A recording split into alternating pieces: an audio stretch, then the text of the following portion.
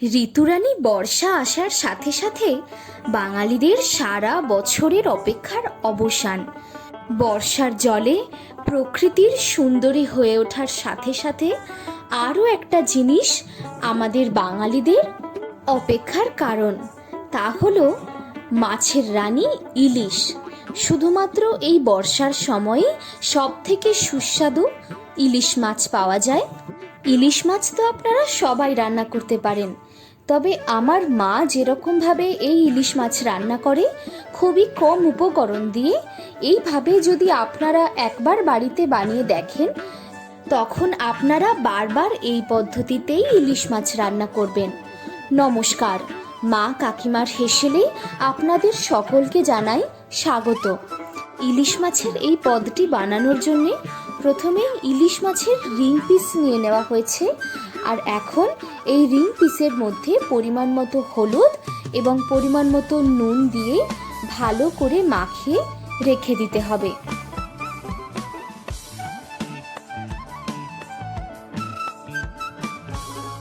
ইলিশ মাছকে নুন হলুদ দিয়ে ম্যারিনেট করে রেখে দিতে হবে প্রায় 30 মিনিটের জন্যে।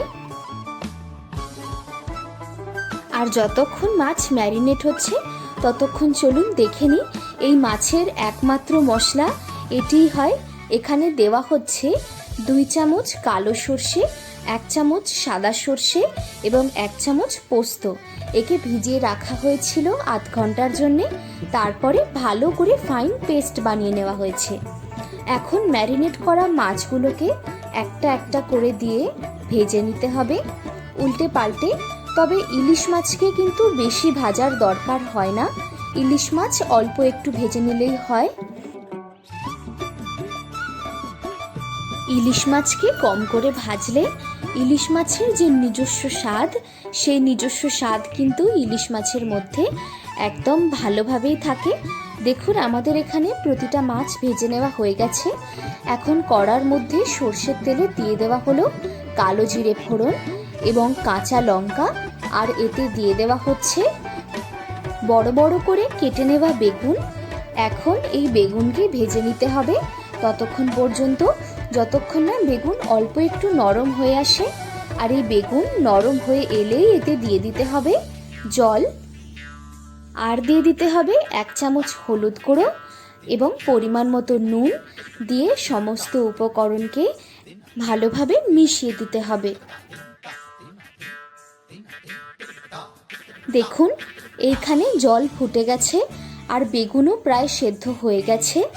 এখন এর মধ্যে দিয়ে দিতে হবে বানিয়ে রাখা সর্ষে পোস্ত বাটা, আর দিয়ে আবারও ভালো করে সমস্ত উপকরণকে মিশিয়ে দিতে হবে।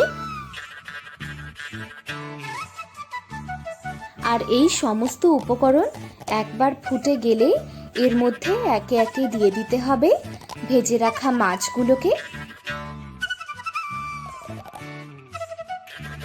সমস্ত মাছ দিয়ে অল্প একটু নাড়াচাড়া করার পরে এই গ্রেভি ফুটে এলে রেডি হয়ে যাবে বেগুন সর্ষে দিয়ে সুস্বাদু ইলিশের পদ।